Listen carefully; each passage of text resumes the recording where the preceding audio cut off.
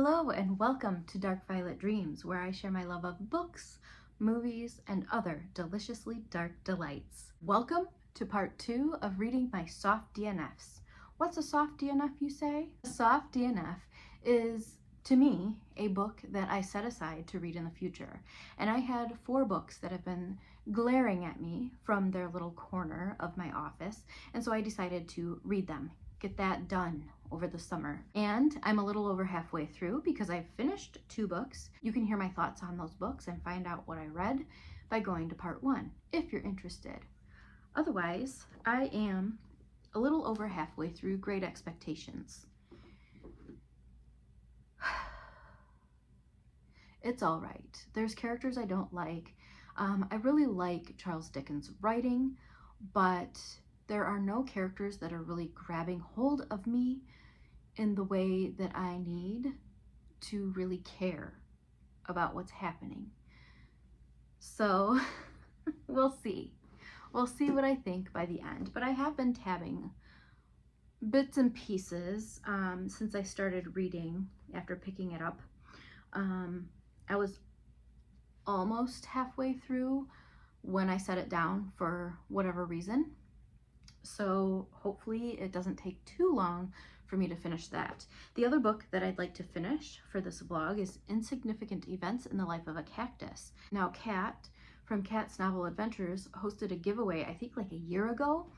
And I was so excited to win because this has special meaning to me. Despite that, I set it aside for a bit. I was reading this aloud with my kids, and I think it's a little bit above my 6-year-old's head, but she's the reason I actually tried to win the giveaway. And so I'm super excited to have this for her for when she's ready. But I set it aside because we had something else to read for school or something. I don't remember what was going on. Maybe we were on summer break. Who knows? I don't remember, but there was a good reason we set it aside. So I wanted to finish this myself and then allow whatever kids in the family that want to read it on their own. And we'll try again next year or maybe in 2 years with at least the youngest. Our second youngest might want to read this with me, so I'm gonna have to check with him, but I've really been enjoying it. So I am on page 136 of 262, and then at the very end there are discussion questions, which I think will be great as a homeschool mom. I think anything that helps me teach these kiddos a lesson. No, but I think the discussion questions can be valuable to our family and to anyone who reads this with their kids. I'm excited to dive back into this, but I'd like to finish Great Expectations first. There's a lot of hoopla going on downstairs, so I probably need to go help the husband. I keep hearing lots of noise. We have 6 kids. Most are teenagers or adults, but there are a couple younger ones, and so one of which is often in here with me when I'm reading. So my office is often a mess because she loves playing with my domino blocks that I had growing up. So anytime you hear noise in this room or outside of this room, just know that we are a family of 8 and we make noise. This is real life, people. See? All right, so I will check in as soon as I've read a good chunk of Great Expectations.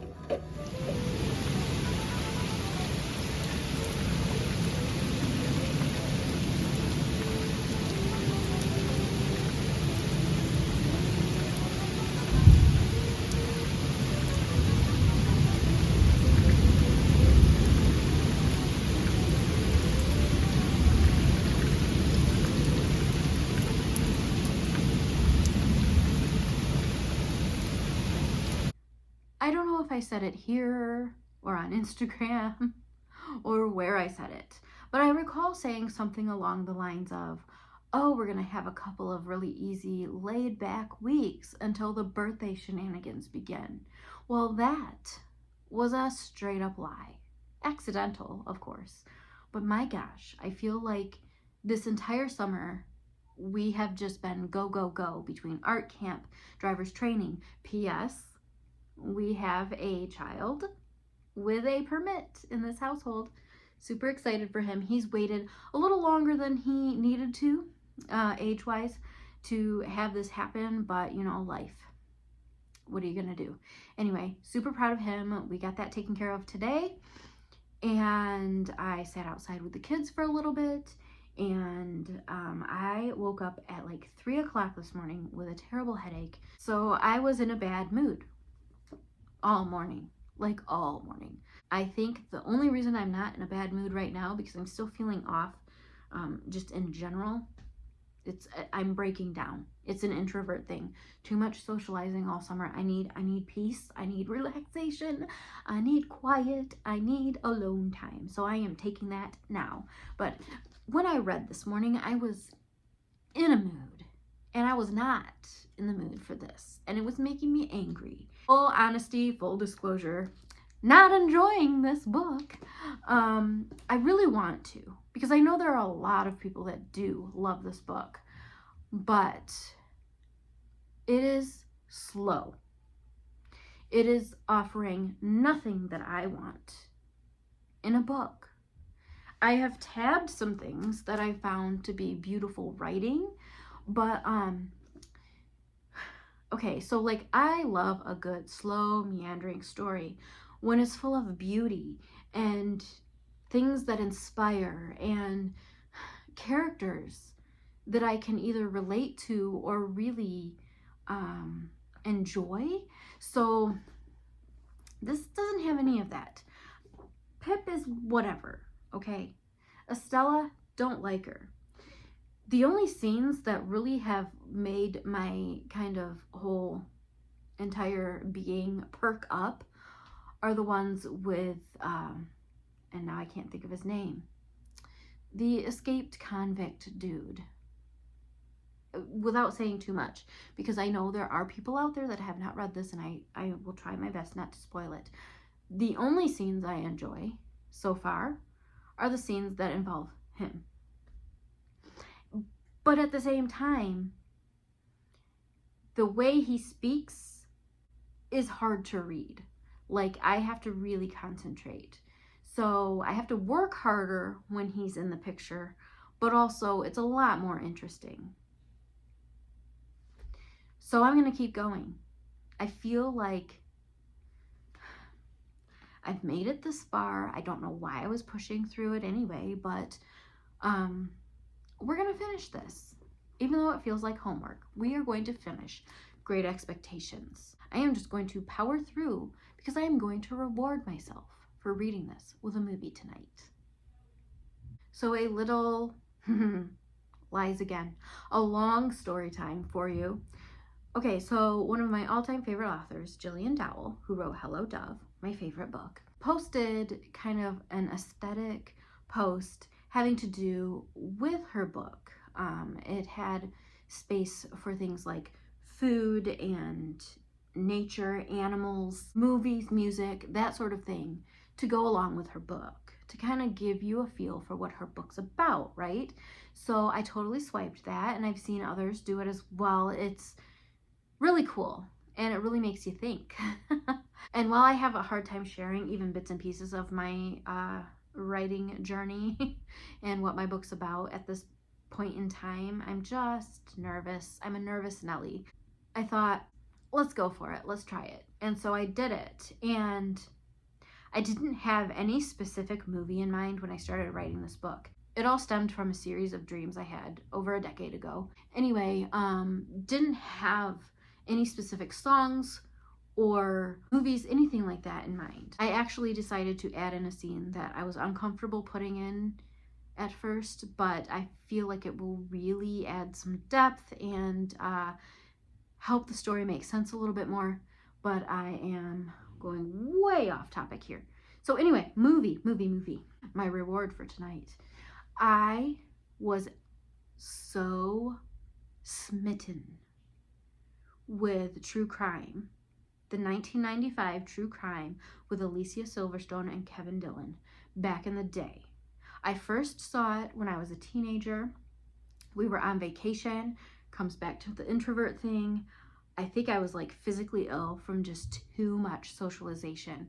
And so I took the day off skiing. We were in Colorado with another family. I was done.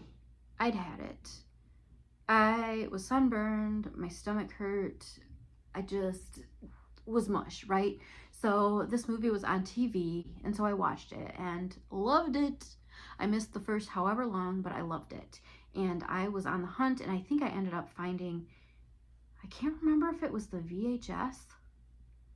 Dude, I don't know. Anyway, I found it at, I believe, our local video rental store. They had like this section of like used movies you could buy, right? So anyway, I got it. Don't have that anymore. But the hold that movie had over me, I can't even explain. And it doesn't have great ratings. It's not like this amazing, life-changing movie. I mean, it was for me. And I can't even pinpoint like one specific reason it changed my life, aside from like I was boy crazy and ooh, look at that, Kevin Dillon. I don't know. Anyway, he was super toxic in the movie. What was I thinking? But I chose that to go along with my book because for that post, this is the only time I'm going to relate it to that movie. Because the dynamic between Kevin Dillon's character and Alicia Silverstone's character, while not like hitting the nail on the head, reminds me of Violet with a couple of the other male characters in my story. So I thought, you know what? We'll go with it. It's a vibe. It's not about 100% accuracy, meshing fully together type things. It's just about vibes, right? So I decided to go with that. Well, anyway, I was curious. I'm like, well, I know I don't have that movie anymore, but I want to watch it and see how I feel about it today because it was like my #1 obsession. So I found it. It's on Tubi. It's on Amazon Prime. I am watching it tonight. It's going to be my reward for finishing this darn book that I'm not enjoying so much. And then probably not tonight. I won't have time because we still have to eat dinner. Jeff's going to grill. But tomorrow or over the weekend, I will finish this. The Insignificant Events in the Life of a Cactus. Now this, it's like night and day, okay? I was loving this and we stopped it for whatever reason and I'm so excited to dive back in.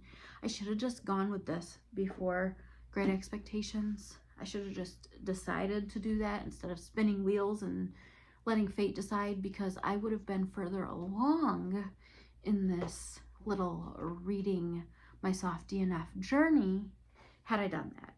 But it's okay because this will fly by and I will enjoy it. I know it.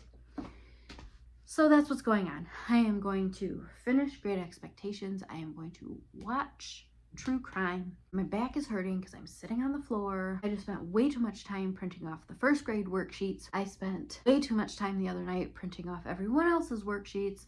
So this year we've got a first grader, a fourth grader, a sophomore, and a junior. All the papers are printed off and I am so glad that's done. So rewards. I deserve rewards for all the hard work I put in this week. It doesn't sound like a lot right now, but like, I mean, there's more to it than that. But those are like the major things that were weighing heavy on me. Prepping for school, which I still have a ways to go. I need to punch holes in all those worksheets and grade sheets and whatnot, quizzes, and I need to purchase new binders. There's some things that I need to buy, but they're not like emergency situations. So we've got birthdays coming up. We've got so much going on still for the rest of the summer. So summer break didn't feel like a summer break to me.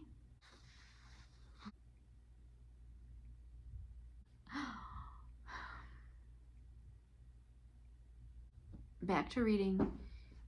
I will check in once I am finished with Great Expectations. Let's just say my expectations for the last 100 or so pages are low, but we'll see. We'll see how it ends up. At least I can say I read it, right?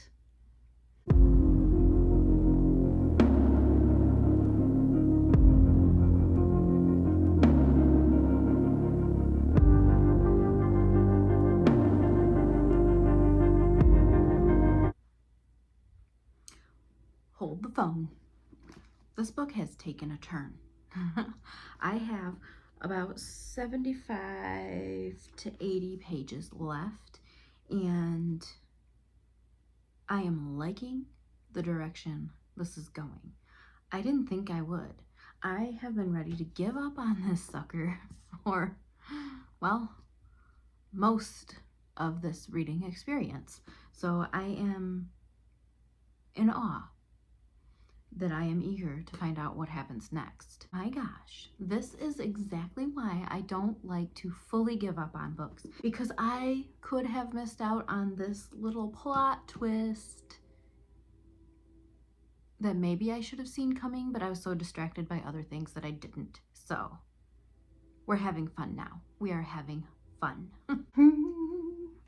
I finally finished Great Expectations last night, and I am so glad it's over with. Side note, I did reward myself with that true crime movie before I finished Great Expectations, because it was getting late that night and I had to choose.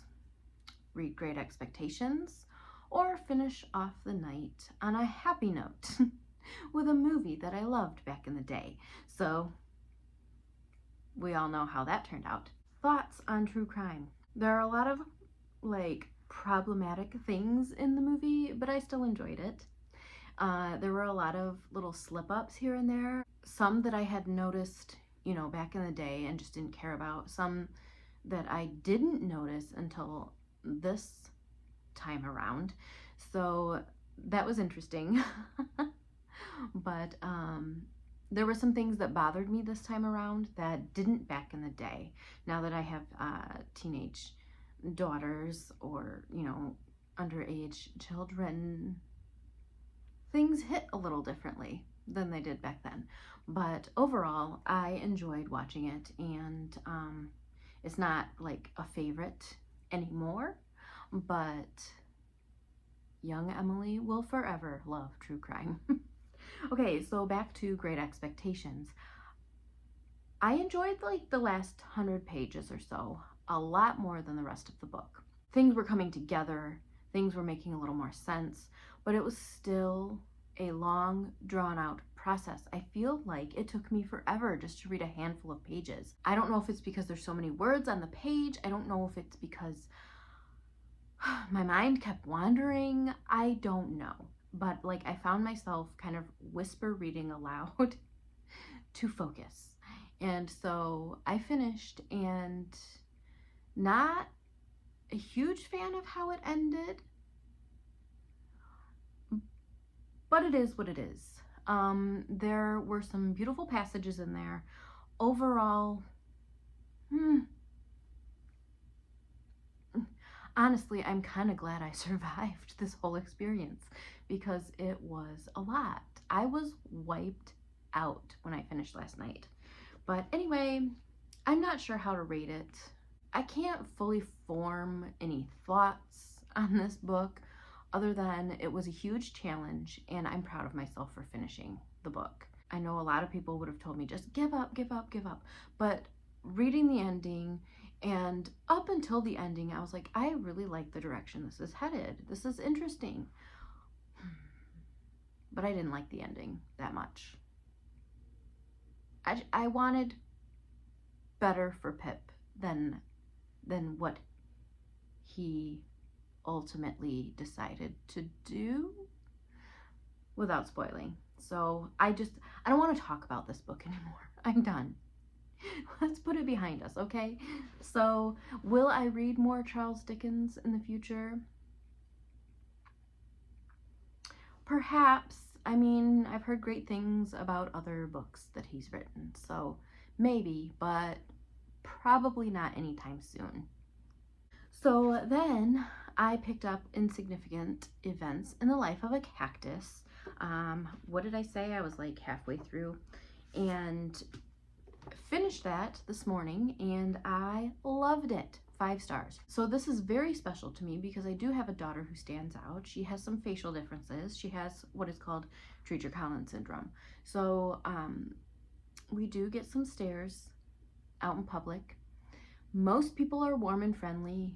Others are curious, and we've had very few unsavory experiences overall. I don't want to dive too far into that because I like to respect her privacy, but this book meant a lot because of that. And I think that the character Avon is a great example.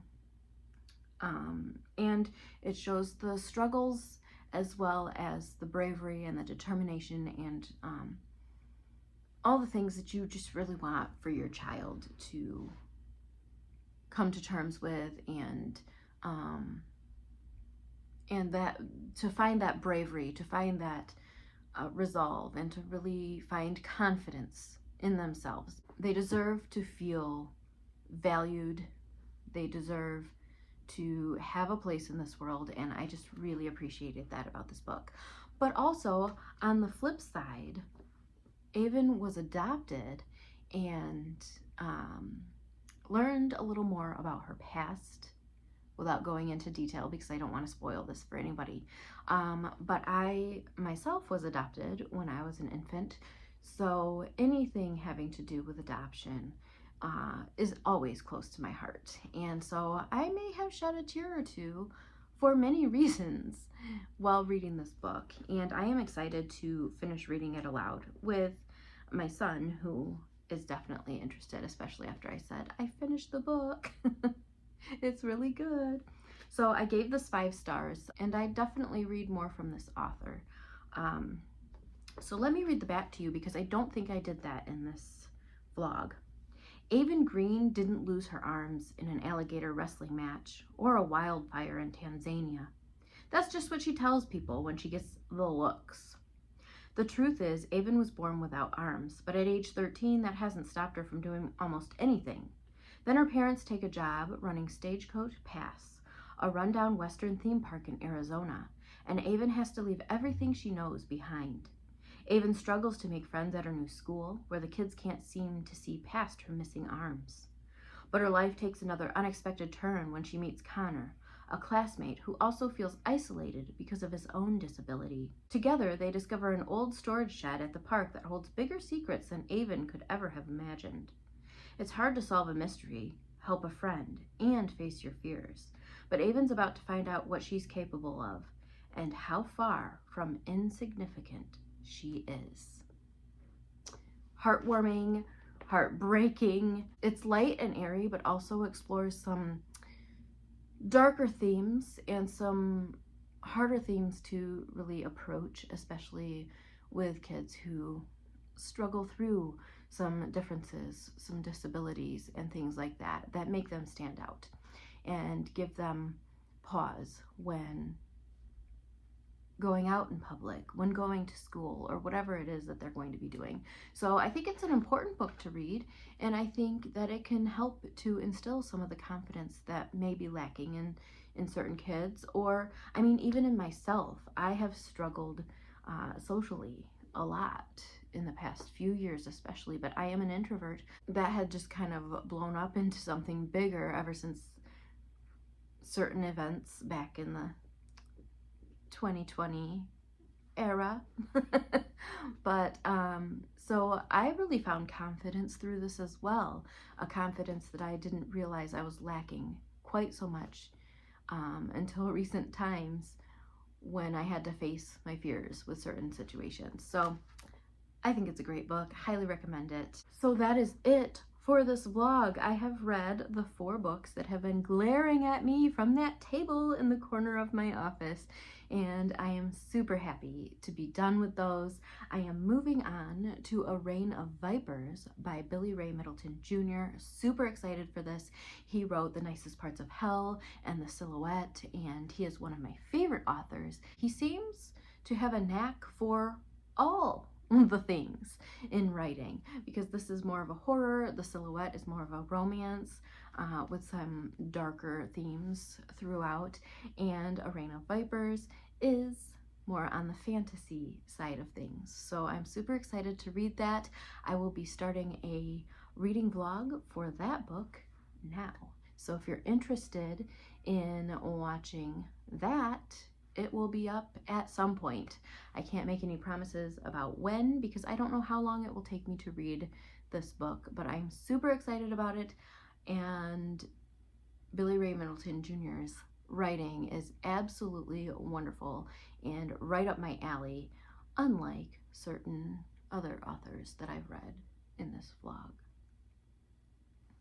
I know I said that I liked Charles Dickens' writing. I like aspects of it, but I realized there are certain things that are just repetitive and really hard to read, but also it could just be me, it could just be the time period, it could be a number of things that were just going against me and my reading experience. So I'd love to hear from you. Do you enjoy Charles Dickens' writing?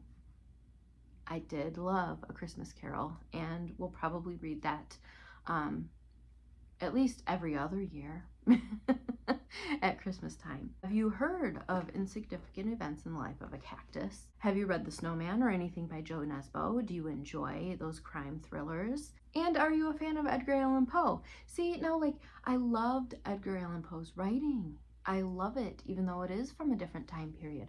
So I guess it just depends on the author, right? So there were some definite hits in this 2-part vlog. There was a miss, but that is what comes with reading, right? Sometimes we love what we read, sometimes we don't. Sometimes we completely give up, sometimes we push through to the point of tears. It is what it is. So I want to encourage you to step out of your comfort zone and try something new, try something a little different. Don't be afraid to put a book down and never look at it again.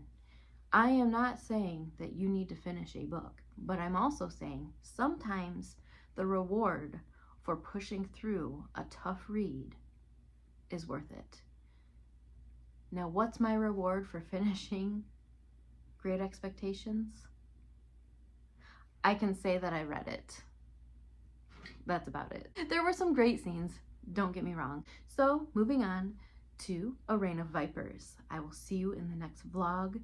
Cheers to doing hard things. Thank you so much for watching. I appreciate each and every one of you, and I will see you next time. Bye!